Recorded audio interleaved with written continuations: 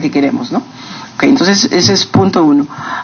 El caminos fáciles. Punto 2, ¿cómo formar líderes trascendentes?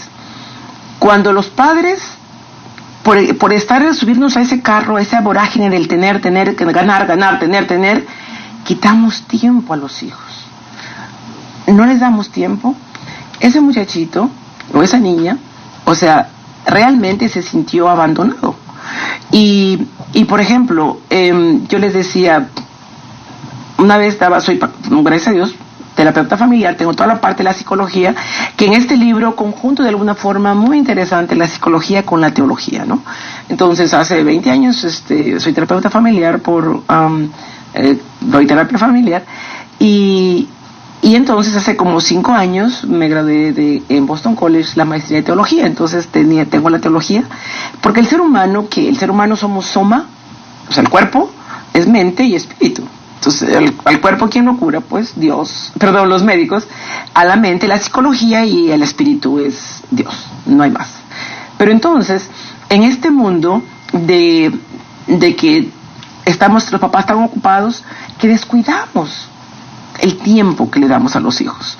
Y a veces, una vez que daba terapia, esta señora me decía, el niño había tenido mucho cuidado cuando ustedes vean, cuando el hijo en la escuela llega a la casa, no quiero esa escuela, o la maestra le llama que hay un problema, y uno o llega con las calificaciones rojas, ¿qué hacemos de papás? ¿Y por qué te sacas esas notas?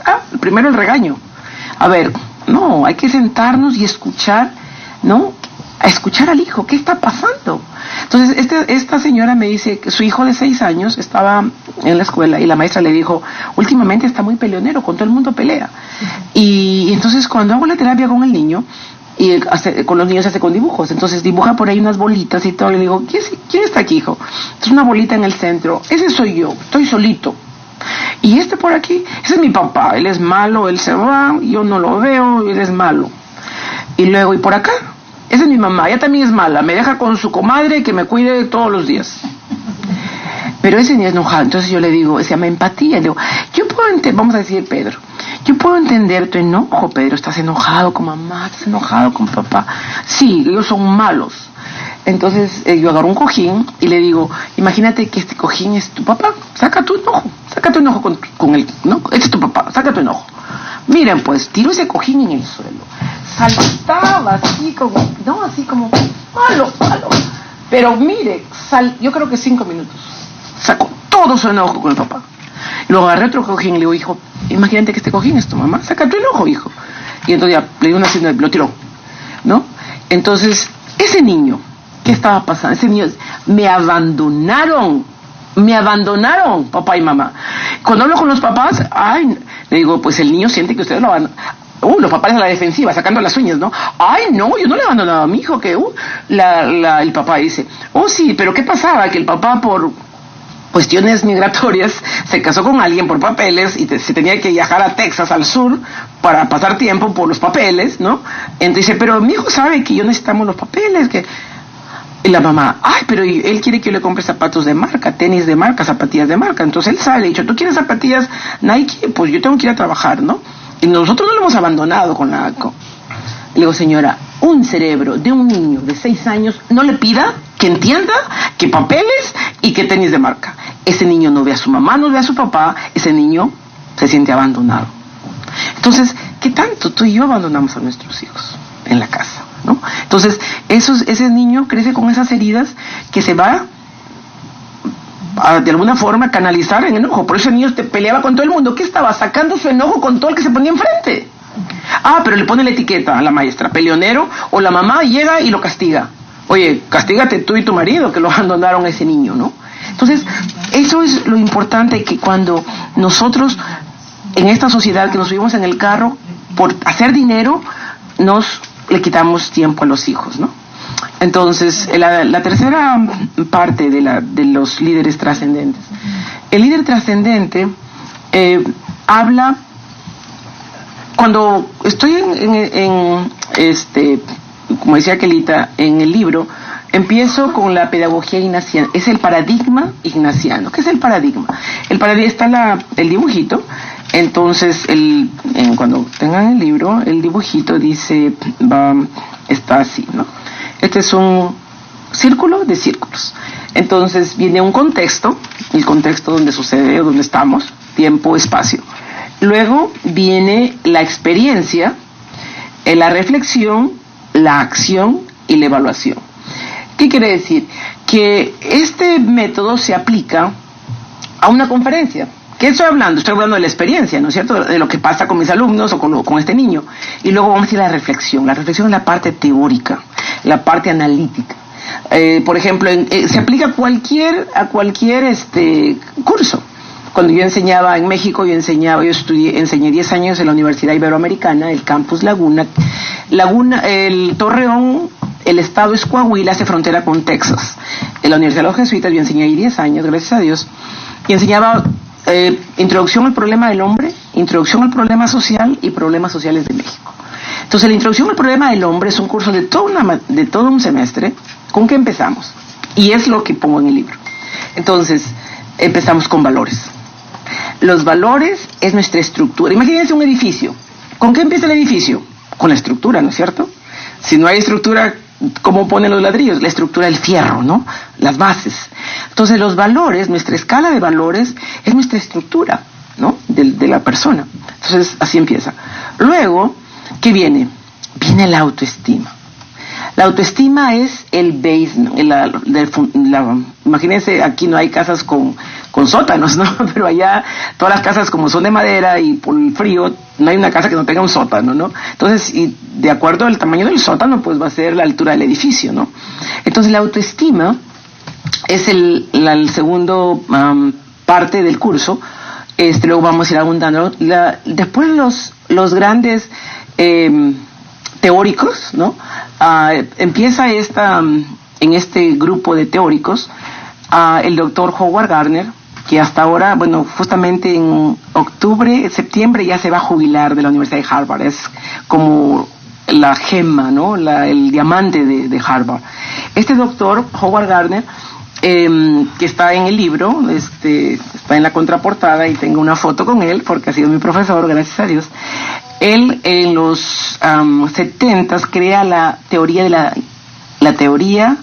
las inteligencias, en inglés tengo que traducirlo, la teoría de las inteligencias múltiples, ¿no? Entonces él habla de 8, entonces desde ahí revoluciona el mundo de la educación, y lo que antes se hablaba de inteligencia, que era el coeficiente de inteligencia, simplemente, y pobres niños le ponían su etiqueta burro y sabio, burro, ¿no? Y oiga, solamente evaluaban 2, la lógico-matemático y la lingüístico-verbal. Y las 8 otras, no, son 8, las otras 6 nunca se evaluó. Pero bueno, entonces este doctor, en sus 8 inteligencias, él habla de 2, ¿no? Y dice, la inteligencia intrapersonal, que es la autoestima, que la psicología dice es la autoestima, y la inteligencia interpersonal, que la psicología dice la empatía, ¿no? Entonces, estos dos términos de autoestima intrapersonal, inter, entonces el doctor Goleman los estudia más a profundidad, hace más investigación, y él crea la teoría de la inteligencia emocional, emotional intelligence, y entonces en el mundo, ¿no? También revoluciona, y entonces la gente, en el mundo empresarial, el mundo de las ciencias, empieza a decir, wow, necesitamos aprender sobre inteligencia emocional, ¿no? Entonces, vamos a ir por partes. En este curso, volviendo a Introducción al Problema del Hombre, valores, autoestima, y luego empatía o la comunicación efectiva, ¿no? Y luego sigues liderazgo. O sea, no hay un líder que no descubra su escala de valores, se ame, se valore, sepa ponerse en los zapatos del otro, esa es la empatía, sepa comunicarse, entonces es un líder. ¿Ok? Y ese era la introducción al problema del hombre. Introducción al problema social era lo que estaba pasando en el entorno de México. Y problemas sociales de México y era más. Entonces, como yo esta pedagogía ignaciana, por ejemplo, lo aplicaba en este curso. Nos tocaba hablar sobre la reforma agraria en México. Entonces, primero, la experiencia. Llevaba a mis alumnos a los ejidos. Los ejidos en México eran como las cooperativas aquí. El sistema ejidal era la tenencia de la tierra en conjunto. Y entonces íbamos y después hablábamos con los campesinos, con las mujeres, con los jóvenes. Esta es la realidad, esta es la experiencia. Miren cómo viven los campesinos, ¿no? Ahora vamos a las aulas, a la universidad, regresamos y vamos a la reflexión, la teoría que dicen los políticos de la reforma agraria, que dicen los teóricos, ¿no?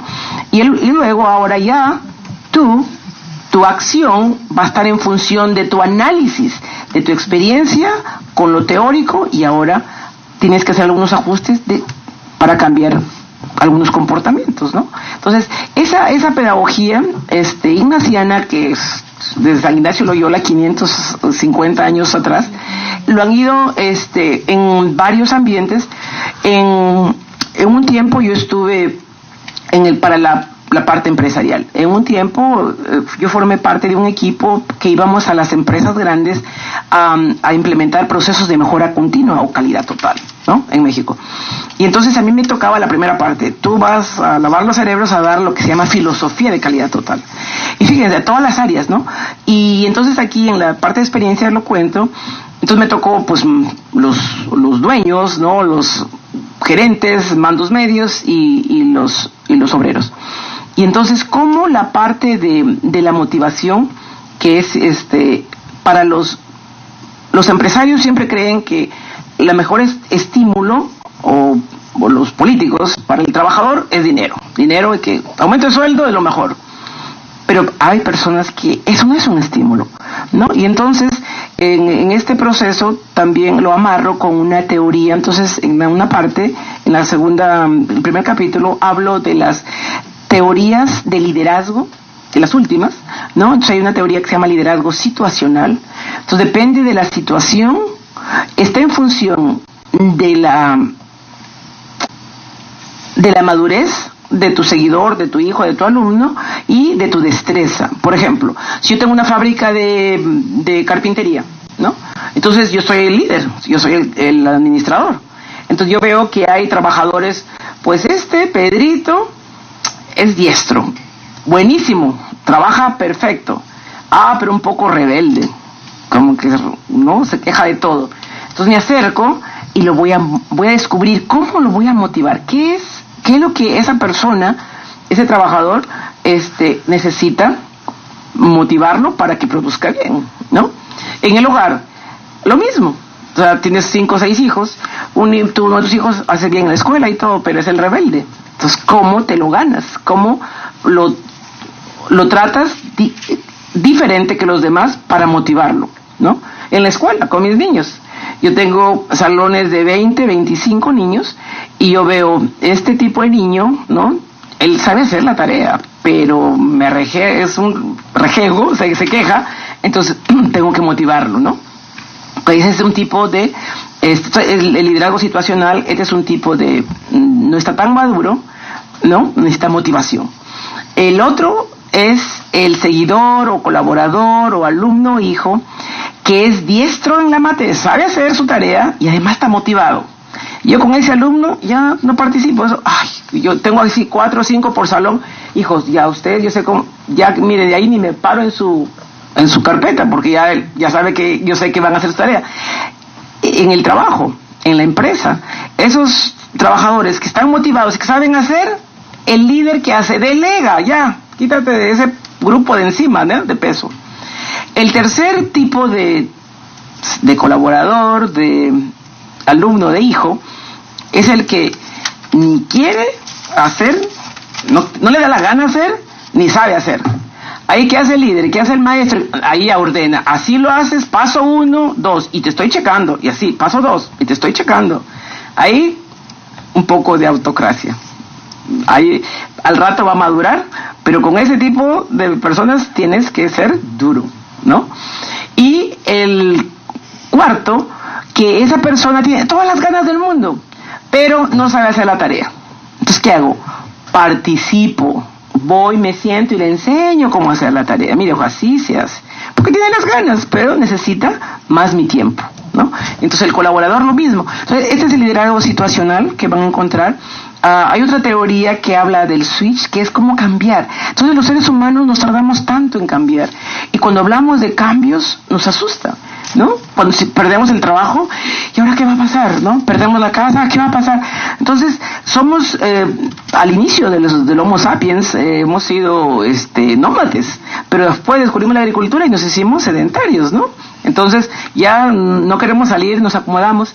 Entonces, esta cultura habla muy fuerte, muy profundo, sobre cómo cambiar paradigmas, creencias que no me funcionan. Le funcionaron a mi mamá ya hace 40 años, pero a mí ya no me funcionan. Sí, mi mamá me pegaba con el cinto, mi papá me daba pero eso ya no me funciona porque mi mamá vivía, o mis abuelos, en un tipo de sociedad que era monárquica, donde él decía el rey y nadie calladitos.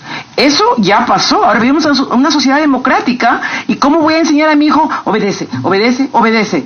Porque entonces, ¿cómo va a elegir por eso que con un tupper y con un kilo de arroz todo el mundo da el voto a quien quiere? Porque no los hemos formado a saber elegir. No les hemos dado opciones. Obedece, obedece. ¿Cómo crees esa persona cuando llega y le dicen, oye, tú puedes ser supervisor? Ah, no, yo nomás aprendí a obedecer. Yo no sé tomar decisiones, ¿no? Entonces, eso es difícil. Entonces uno dice, mis padres, como me criaron, fue bueno, con un chancletazo pero la sociedad en que vivimos ya no es monárquica. Entonces el principio de autoridad viene de la sociedad en que vivimos. Vivimos en una sociedad democrática, entonces tenemos que ajustarnos a eso. Entonces esa es la teoría del cambio. Y entonces habla de que, no sé, el cerebro, pues ustedes van a ver aquí también el cerebro, y cómo las neurociencias es una ciencia nueva. Entonces cada vez hay tantos descubrimientos que nosotros no sabemos y que han revolucionado y siguen revolucionando nuestro paradigmas, ¿no? Por ejemplo, hace como mi hijastra, tengo una hijastra que estudió su maestría en neuroscience, en neurociencias, y ella, me aprendo mucho de ella. Entonces ella me decía, por ejemplo, mira, cómo cuando la persona es mayor de edad, a los 21 años, ¿no? Entonces ya su cerebro dice que está. La neurociencias dice que un cerebro está completamente maduro a los 25 años. A los 25 años, o sea que todavía a los 21 está inmaduro la persona. Todavía no sabe lo que quiere. Entonces en Estados Unidos, por ejemplo, en la universidad, han creado no es carrera, sino un nivel, dice, por ejemplo, dice el muchacho, oye, ¿tú qué vas a estudiar? Ay, no sé. Entonces, ok, te vamos a poner undecided, indeciso. Entonces ahí lo ponen, un año de estudios generales, y tú te das cuenta si te gustan las ciencias o las letras, entonces vas, ¿no? Pero se va, hay indecisos. Y se vale. Entonces hay gente que no sabe, por ignorancia, y no dice, ay, qué bruto, ese no sabe todavía lo que quiere estudiar. Pues señora, su cerebro todavía no se ha madurado. Así que se vale decir, todavía no sé qué voy a estudiar, ¿no? Entonces, esa es la teoría. Entonces dice que el cerebro, entonces la parte racional, que es la parte derecha, la parte, dos hemisferios. El izquierdo es el racional y el emocional. Entonces él dice esta teoría de unos hermanos, Head, que el lado derecho, la parte emocional, es como un elefante, donde está el placer, comer y toda la buena vida, ¿no? Y la parte izquierda, la racional, es el jinete, ¿no? Entonces dicen cómo el jinete le dice, ¿no? Por ejemplo, usted va con el médico, tiene diabetes, el médico le dice, no tiene que comer harinas ni dulces, ¿no? Entonces cuando tú vas a comer, sale tu jinete y te dice, oye, ¿qué dijo el médico? No comas harina ni dulces, ¿no? Deja esa papa a la bancaína, ¿no? Deja ese arroz con leche. Pero sale el hemisferio derecho, ¿no? El elefante, y le recuerda el sabor de la papa, y se agarra su papa a la bancaína y su arroz con leche, ¿no? Entonces, fíjense, es un constante pleito entre el jinete y el elefante, ¿no? Entonces ahí dice cómo tenemos que hacer que se pongan de acuerdo, ¿no? Y evitar, pues, que el conflicto, pero además que tú comas lo que no debes comer.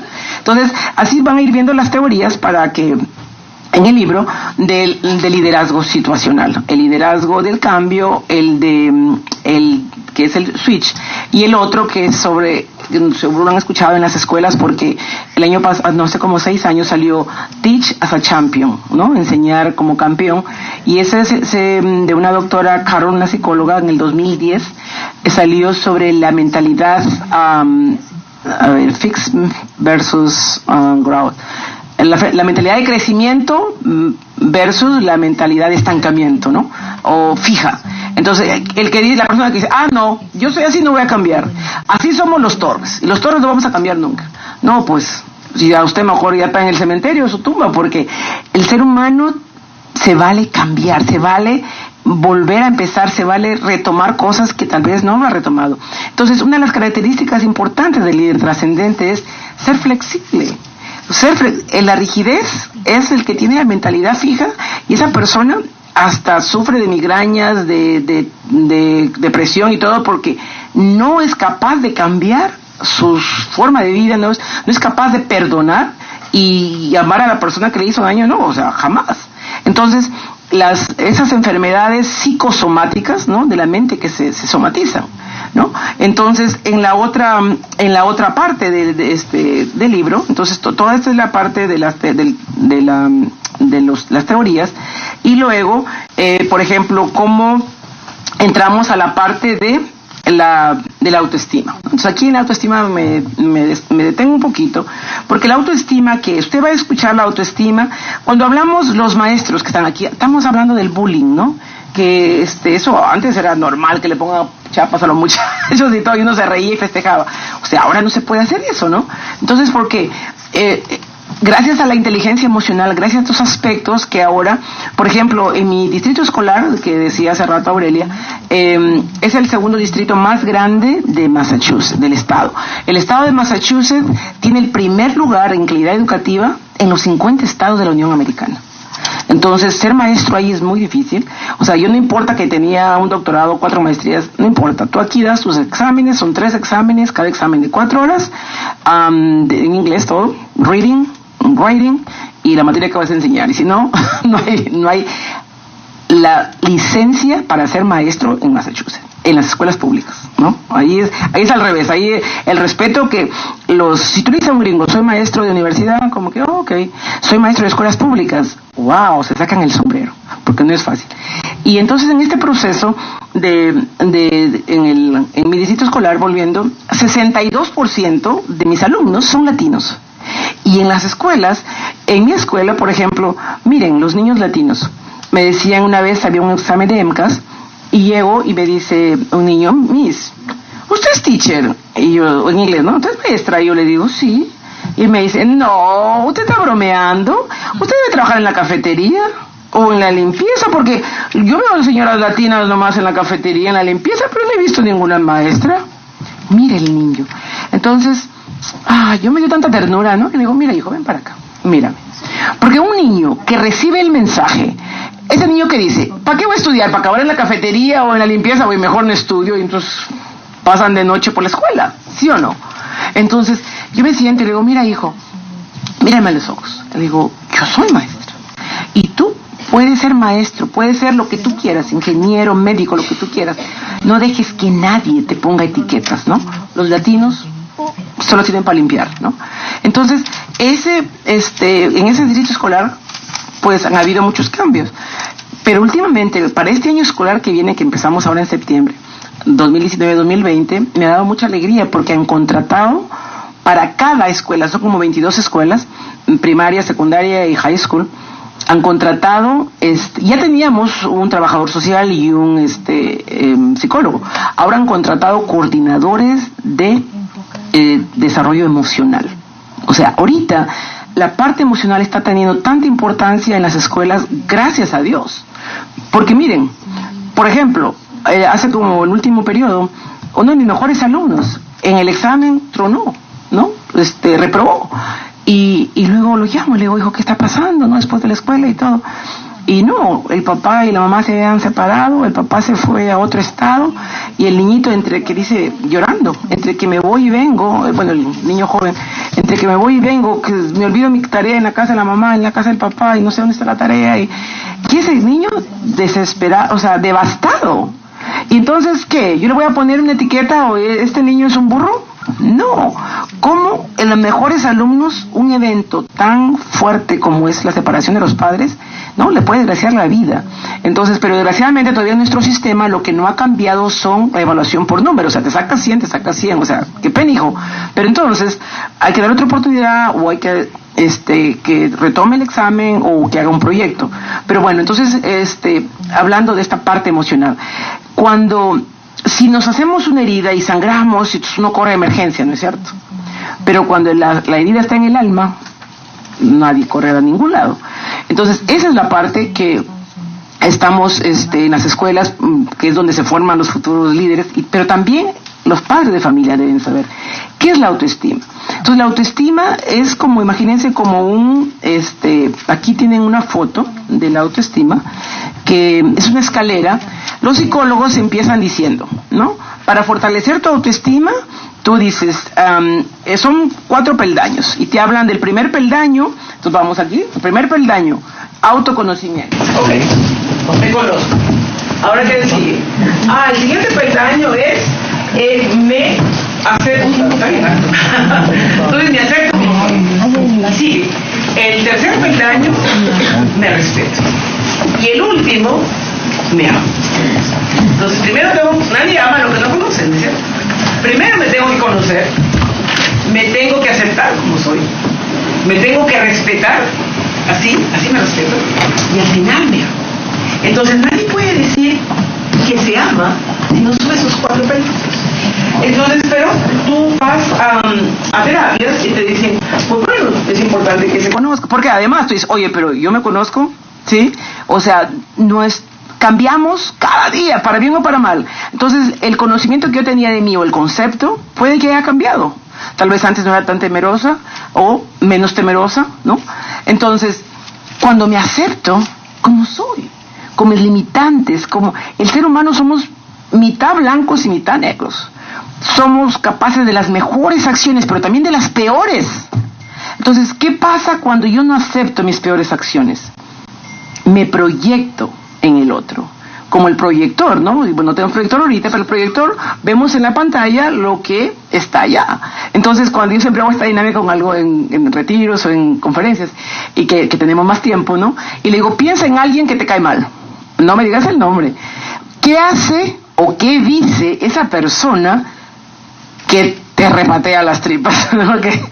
Entonces, ya, ¿lo tienes? Sí, ya. Puede ser su misma mamá, su papá, su marido, su esposa, su esposo, su hijo. Pero cuando dice esto, me enoja. Cuando hace esto, me enoja, ¿no? ¿Qué está pasando ahí? Tú no eres capaz de aceptar que, mi vecina me enoja porque es una vieja chismosa. Nomás está en la ventana. ¿Ok? Entonces, ¿qué quiero decir? Que yo no soy chismosa. Yo nunca estoy en la ventana viendo a los demás. Entonces, más niego que yo también me encanta por ratos ver en la ventana, más niego esa parte de mí negra, aparte que soy negrita, más niego esa parte de mí, más me engancho, peor, más mal me cae esa persona. Entonces piensen, ahora que regresen a sus casas, ¿en quién les cae mal? Y ustedes están viendo en esa persona y no quieren aceptar. Entonces es difícil, ¿no? Miren, yo era con jóvenes y estábamos pues, más tiempo, más dinámica, y entonces había tiempo de preguntarles. Entonces un joven dijo, pues yo pues quiero compartir. Yo pensé en mi papá y me enoja porque él es violento, gritón, me enoja cuando él grita, levanta la voz, que no sé qué. Entonces, esa fue la primera parte, ¿no? Entonces la segunda, entonces les muestro la teoría siempre, la reflexión, ¿no? La teoría, ¿no? Mira cómo funciona se llama el núcleo de identidad personal, el NIP. Entonces el ser yo, los círculos, mis ideas, y al final soy valioso por las cosas externas. Entonces les hablo se llama la ventana de Johari, cuando nosotros tenemos un lado desconocido que en algún momento o hemos actuado o en un momento vamos a actuar así. Entonces le explico toda la teoría y él dice, o sea que usted dice que yo me parezco a mi papá, que yo también soy violento y que lo que me enoja de él es porque yo también lo tengo. Y yo le dije, no pongas palabras en mi boca, no te dije tú, Pedro, no, te estoy diciendo lo que dicen y tú ¿aceptas o no aceptas? O sea, los científicos te ponen las teorías y tú toma lo que quieres, ¿no? Y este muchacho se paró tirando un portazo en la puerta. Y todos así, ups. O sea, no quería aceptar esa parte que él tenía, ¿no? Entonces, volviendo entonces me acepto, así me respeto.